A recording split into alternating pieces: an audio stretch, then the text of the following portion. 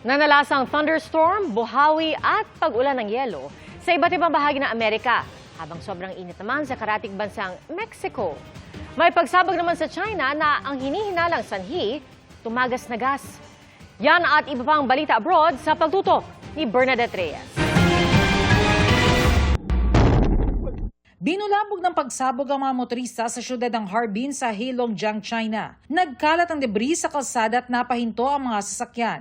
Sa lakas ng pagsabog, nawasak ang balkonahe ng pinaniniwalaang pinagmulan ng pagsabog sa ika-4 na palapag ng gusali.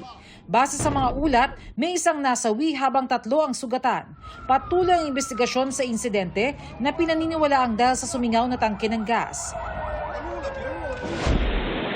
Sa Iowa sa Amerika naman, sabay sa lakas ng ulan, ang malakas na hangin nagpabuwal sa ilang puno sa isang nursery. Nawasak tuloy ang dating playground ng mga bata.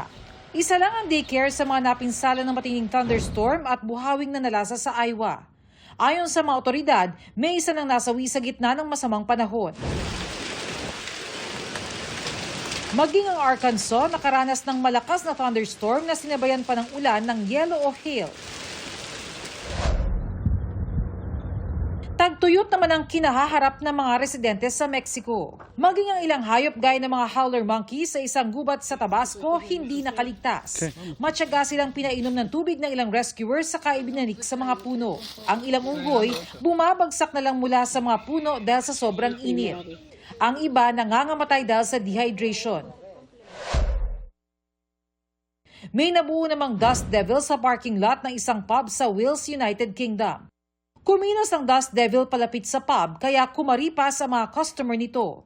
Pero may isang bumalik pa sa naiwan niyang inumin. Ang dust devil ay parang buhawi na nabubuo kung biglang umangat ang mainit na hangin paakyat sa mas malamig na hangin.